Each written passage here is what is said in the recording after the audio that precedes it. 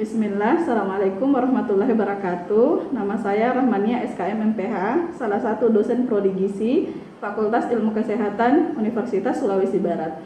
Saya biasanya mengampu mata kuliah Gizi Kesehatan Masyarakat. Selain itu, saya juga biasanya mengampu mata kuliah penilaian status gizi, etika profesi, dan dasar komunikasi.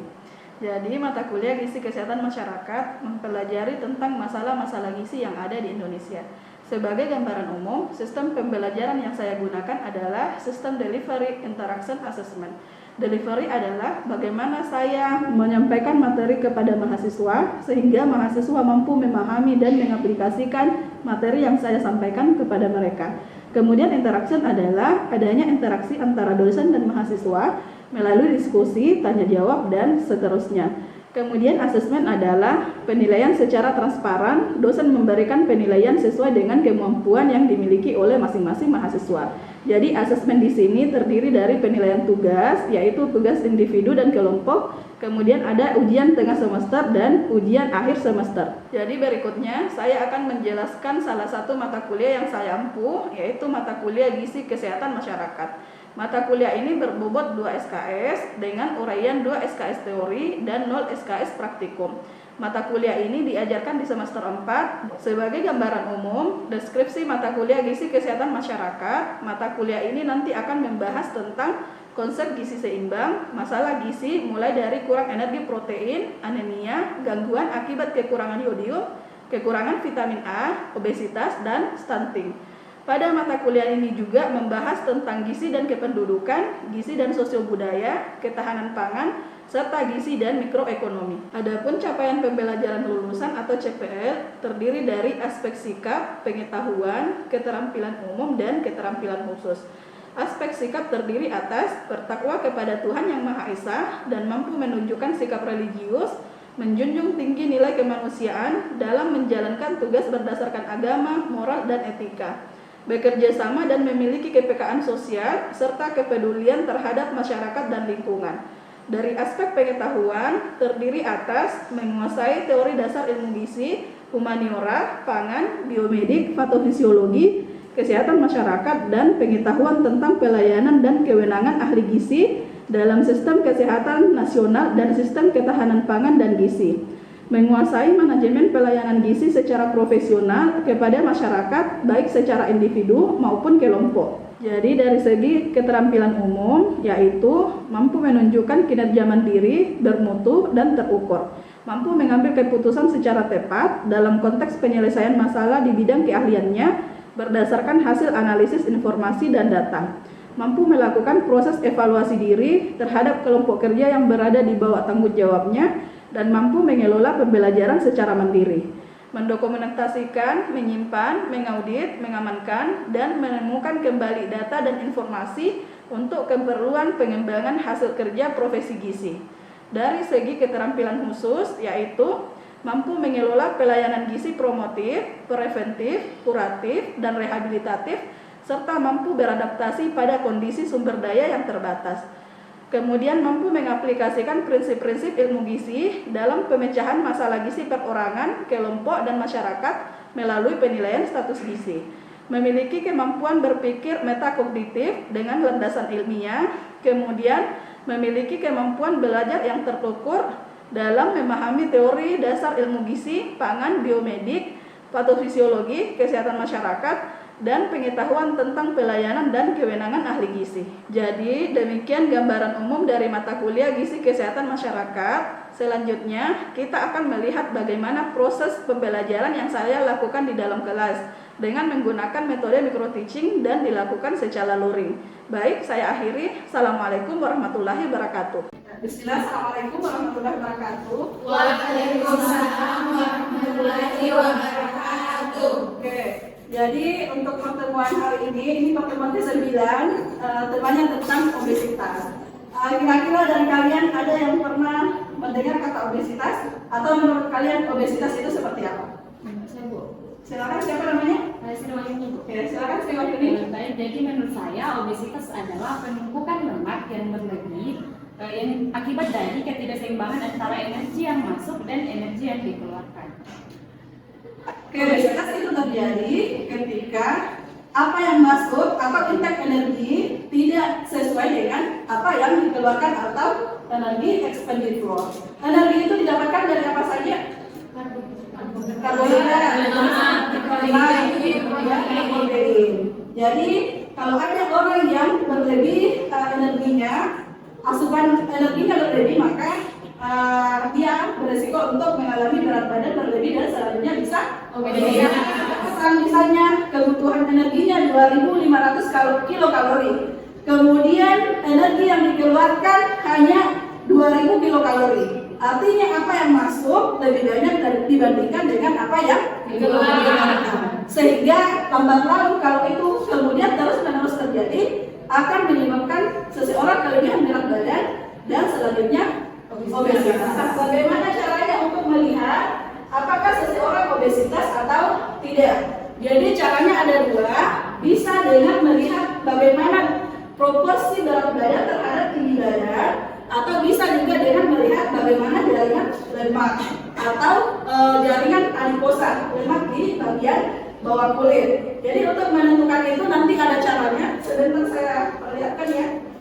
Kan proporsi berat badan terhadap tinggi badan, maka kita bisa menggunakan indeks massa tubuh. Jadi indeks massa yang digunakan untuk menilai berat badan terhadap tinggi badan. Jadi kalau mau melihat apakah seseorang berat badannya normal atau berat badannya kurang, atau bagaimana apakah dia obesitas atau tidak, maka bisa dengan menggunakan indeks massa tubuh. Jadi kalau seseorang obesitas, maka indeks massa tubuhnya berapa? Di atas 27 kg per meter persegi. Jadi seperti ini rumusnya untuk menentukan indeks massa tubuh, berat badan dibagi tinggi badan kali tinggi badan dalam bentuk meter. Di sini ada contoh kasusnya. Hitunglah IMT dari seorang wanita dewasa jika wanita tersebut mempunyai berat badan 85 kg dan tinggi badannya 150 cm. Coba ada yang tahu kira-kira IMT-nya berapa? Oke, silakan, siapa namanya? Eli Febriani. Kira-kira IMT-nya berapa Eli? Kalau seperti ini kasusnya? 37,7. Artinya dia masuk kategori apa kalau di sini? Oke, karena IMT-nya tadi adalah 37,7, artinya dia di atas 27. Di atas 27 kg per meter persegi. Sehingga orang tersebut dikategorikan obesitas. Oke. Kita juga bisa menggunakan apa? Lingkar pinggang. Jadi untuk orang yang ada di Indonesia, kalau lingkar pinggang pada wanita itu lebih dari 80, artinya dia obesitas. Begitupun dengan laki-laki. Kalau laki-laki berapa? 90. Di atas 90 baru dia beresiko obesitas. Jadi semakin jauh dari sini, semakin tinggi lingkar pinggangnya, maka artinya bisa jadi orang tersebut obesitas. Nah, begitupun dengan cut off di beberapa negara, seperti misalnya di Eropa. Kalau di Eropa itu untuk pria nanti di atas 94 baru dia beresiko obesitas. Kemudian untuk wanitanya nanti di atas 80 baru dia beresiko obesitas. Nah, begitupun dengan negara-negara seperti di Cina, Jepang, Amerika dan seterusnya, itu semuanya sudah ada cut off masing-masing untuk menentukan berapa lingkar pinggang dari setiap penduduk. Nah, apakah ada yang tahu kira-kira obesitas itu disebabkan oleh apa? Silakan, siapa namanya? Kiki Fatmawati. Oke, silakan Kiki. Jadi obesitas terjadi ketika kadar kalori yang masuk itu berlebih dibandingkan kadar kalori yang terbakar. Dimana jika tubuh mengalami kadar kalori yang berlebih dibandingkan kadar kalori yang terbakar, maka kalori yang berlebih ini dia akan disimpan menjadi lemak di jaringan adipos. Jadi proses terjadi obesitas ini dia melibatkan beberapa faktor. Yang pertama itu ada faktor gen, yang dimana ada beberapa gen yang terkait terhadap obesitas, yaitu gen leptin, gen ghrelin, dan FTO-gen, yang dimana gen-gen ini dia akan mempengaruhi nafsu makan dan mempengaruhi tingkat metabolisme tubuh, dan juga dia mempengaruhi kemampuan tubuh untuk membakar lemak. Itulah mengapa gen ini dapat menyebabkan obesitas. Kemudian itu ada pola makan. Nah, di mana kita lihat di masyarakat sekarang ini banyak sekali beredar makanan-makanan yang kurang sehat, yang di mana makanan ini dia mengandung tinggi kalori, tinggi lemak, dan makanan yang manis, yang di mana makanan-makanan ini dia sangat tingkat kalori yang dikandung oleh makanan ini dia sangat banyak, sehingga ketika kita mengonsumsi makanan itu maka tubuh kita akan kelebihan kalori. Nah, itulah mengapa pola makan ini bisa memicu terjadinya obesitas. Kemudian juga ada aktivitas fisik. Nah, sekarang di masyarakat sekarang ini banyak sekali kata mager, malas gerak, yang dimana ketika mereka tidak melakukan aktivitas fisik atau minimnya aktivitas fisik, ini akan menyebabkan kalori yang ada dalam tubuh itu tidak terbakar. Kenapa? Karena ketika kita beraktivitas itu akan kalori yang masuk itu akan sebagiannya akan dibakar oleh ketika kita bergerak. Nah, ketika kita minim aktivitas, maka kalori itu akan menumpuk dalam tubuh kita dan akan menjadi lemak, dan itulah yang menyebabkan berat badan kita akan naik atau bisa menjadi obesitas. Kemudian sekian dari saya. Wassalamualaikum warahmatullahi wabarakatuh. Saya berbicara tentang apa sebenarnya yang mendasari terjadinya obesitas, maka itu sebenarnya sangat luas. Mulai dari aktivitas fisiknya, mulai dari asupannya sebenarnya, itu yang paling penting juga. Kemudian mulai dari apakah seseorang itu stres atau tidak. Karena kadang ada beberapa orang yang ketika stres maka dia akan lari ke makanan, akan semakin banyak yang dia makan ketika dia stres. Atau mungkin dari kalian kalau banyak tugasnya, mungkin ada orang yang banyak tugas harus banyak juga makanan yang tersedia supaya bisa selesai tugasnya. Kadang ada orang yang seperti itu. Oke, kita masuk dulu apa sebenarnya yang menyebabkan obesitas. Jadi yang pertama, yang referensi yang kami gunakan di sini bahwa obesitas diantaranya disebabkan oleh genetik. Jadi ada faktor genetik atau keturunan dari orang tua. Misalnya kalau di sini menurut penelitian, anak-anak yang lahir dari orang tua yang mempunyai berat badan normal, maka anaknya akan berisiko mengalami obesitas hanya 10%. Kemudian kalau ada anak yang lahir dari orang tua yang salah satu orang tuanya memiliki berat badan yang berlebih atau mengalami obesitas, maka anaknya berisiko untuk obesitas sebanyak 40-50%. Kemudian resikonya akan semakin meningkat ketika ada anak yang terlahir dari orang tua yang dua-duanya obesitas. Anaknya bahkan berisiko untuk obesitas sebanyak 70-80%. Genetik ini masih banyak menjadi bahan penelitian untuk para faktor lingkungan. Faktor lingkungan di sini yang maksud faktor lingkungan di sini adalah pola makan, mulai dari pola makan, kemudian pola aktivitas fisiknya. Pola makan misalnya jenis makanannya seperti apa, atau jumlah makannya seperti apa. Jumlah yang diasup lebih besar dibandingkan apa yang dikeluarkan oleh tubuhnya. Nah, itu bisa orang berisiko untuk mengalami berat badan berlebih, selanjutnya obesitas. Kemudian jenisnya, apakah ada orang yang terbiasa dengan sudah makan nasi, ditambahkan lagi ini, setelah makan besar, makan lagi donat, makan lagi kue-kue yang manis atau banyak gulanya, maka itu bisa juga menyebabkan orang mengalami obesitas.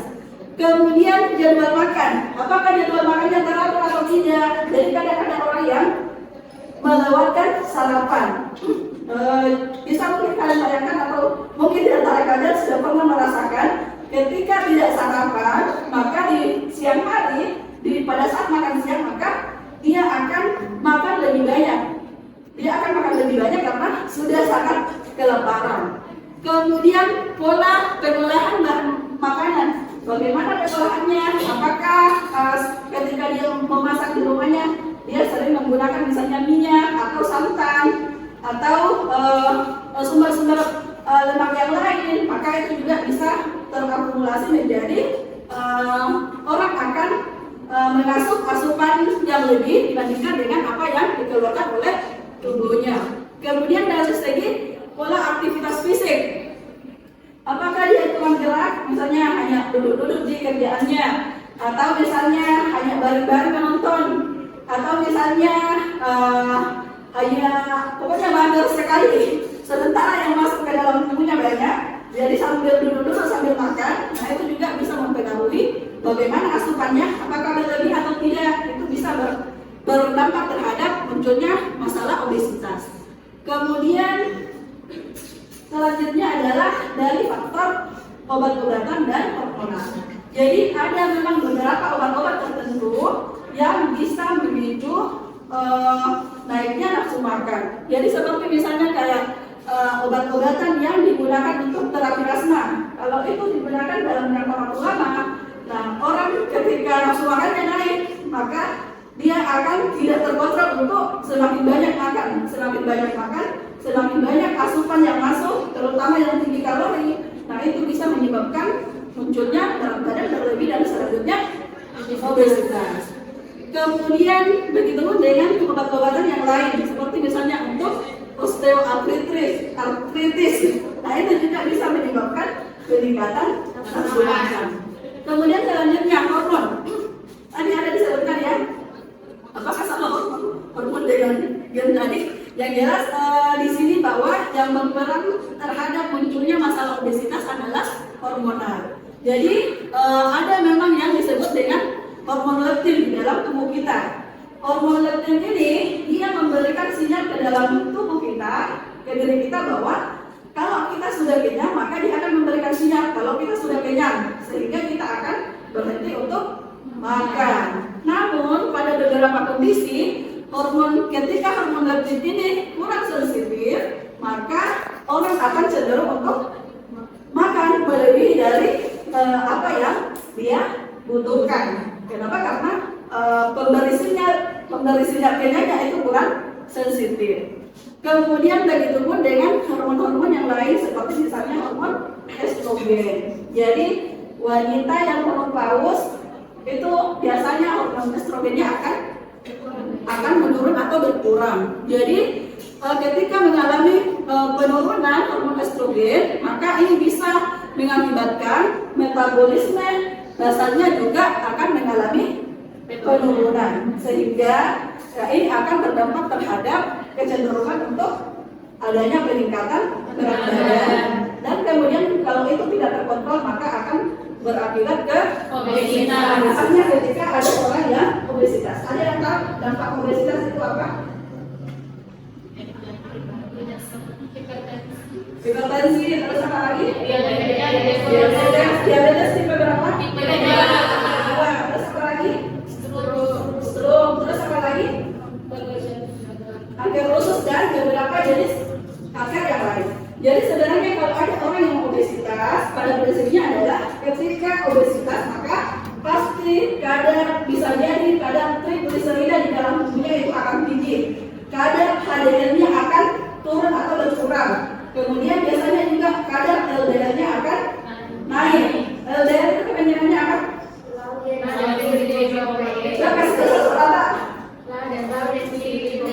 Low density lipoprotein.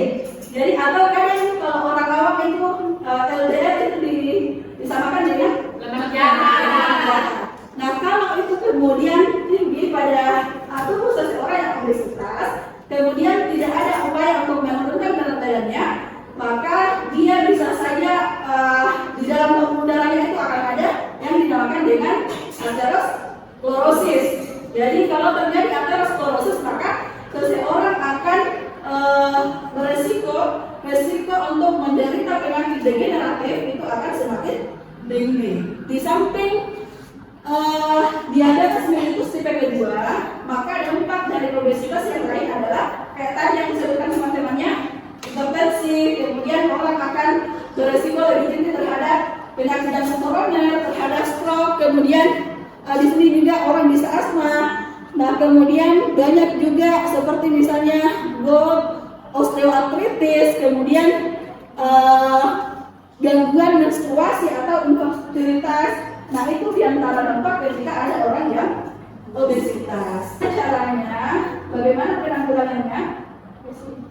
Kemudian bagaimana prevalensi obesitas di Indonesia? Jadi sebenarnya kalau kita berbicara obesitas, maka obesitas ini tidak hanya terjadi pada remaja, tidak hanya terjadi pada wanita-wanita yang sudah menopause atau lansia, namun ini juga banyak terjadi pada anak-anak.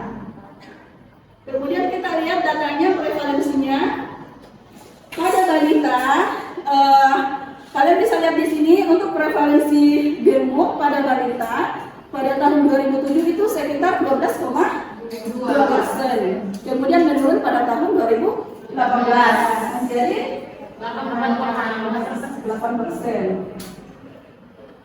Kemudian kalau pada balita tadi ada penurunan prevalensi obesitas, namun pada orang dewasa usia di atas 18 tahun ini malah ada kecenderungan peningkatan prevalensi obesitas. Jadi kalau 2007 prevalensinya hanya 10,5, kemudian pada tahun 2013 14,8, kemudian semakin meningkat pada tahun 2018. Sebanyak berapa? 21,8%. Artinya kalau misalnya ada orang dewasa, ada 100 orang dewasa di atas 18 tahun, ada sekitar 21 sampai 22 orang yang mengalami obesitas. Hanya artinya sangat tinggi prevalensi obesitas pada wanita ataupun orang dewasa di atas 18 tahun. Begitupun dengan anak yang berusia di atas 15 tahun. Ini juga banyak kasus obesitas sentral pada umur di atas 15 tahun. Ini juga meningkat pada tahun 2018 menurut data Kementerian Kesehatan. Namun, tren status gizi di Indonesia sebenarnya membaik dari tahun ke tahun. Kalau obesitas itu menurun 3,8%, kemudian begitupun dengan stunted, kemudian wasted. Namun yang ada mengalami peningkatan adalah underweight sebanyak 17%. Nah, kemudian bagaimana menanggulangi kalau ada orang yang obesitas? Saya bisa. Kalau ada orang yang obesitas, apa yang harus dia lakukan? Oke, jadi kalau ada bisa. Jadi kalau ada orang yang obesitas, maka ada beberapa hal yang dilakukan. Yang pertama adalah diet. Diet di sini maksudnya adalah kalau orangnya obesitas, maka setidaknya dia harus mengurangi asupannya sebanyak 500 kilokalori. Kemudian yang paling penting juga adalah dia harus mengonsumsi sayur 2 kali lipatnya dibandingkan dengan jumlah karbohidrat. Karbohidrat itu contohnya apa?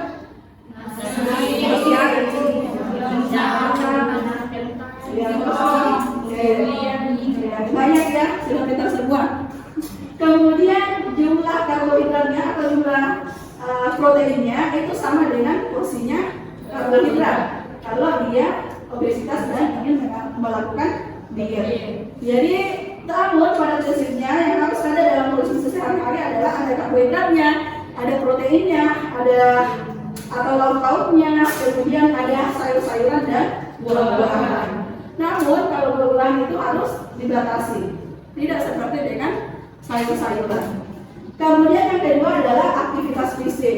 Jadi kalau ada orang yang obesitas karena aktivitas fisiknya yang kurang atau dia hanya rebahan yang kerja duduk-duduk atau yang lainnya, maka orang tersebut harus memperbanyak aktivitas fisiknya.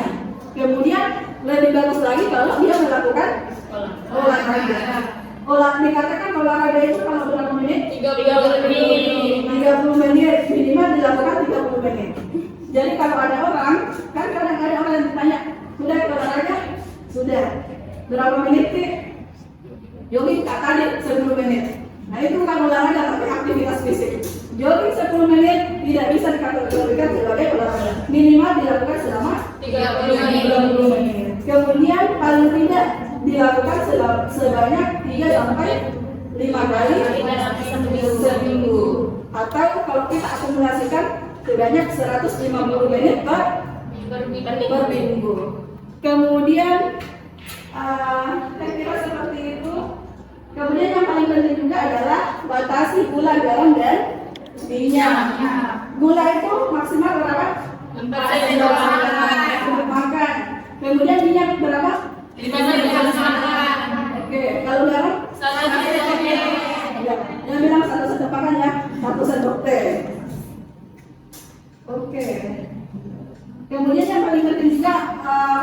yang ingin melakukan diet, maka dia bisa menerapkan pola piring makan model T. Jadi lebih banyak sayur-sayurannya, kemudian porsi protein atau lauk pauk sama dengan porsi karbohidrat atau makanan pokok. Jadi seperti itu. Jadi supaya saya bisa melihat apakah semuanya sudah bisa menghitung indeks massa tubuh, maka tugas dari kalian silakan diukur berat badannya berapa, tinggi badannya berapa, kemudian silakan dihitung indeks massa tubuhnya. Kemudian dikategorikan apakah ada yang kurus, ataukah dia normal, atau kelebihan berat badan, atau bahkan ada yang obesitas. Tapi kalau saya lihat di sini sepertinya normal semua ya, tidak ada obesitas. Ya, saya kira seperti itu ya. Nanti tugasnya dikumpulkan rekan depan pada saat pertemuan berikutnya. Ibu. Ada yang ingin didiskusikan? Oke, kalau seperti itu, kalau tidak ada yang ingin didiskusikan, saya kira cukup sekian untuk hari ini. Mudah-mudahan ada manfaatnya. Assalamualaikum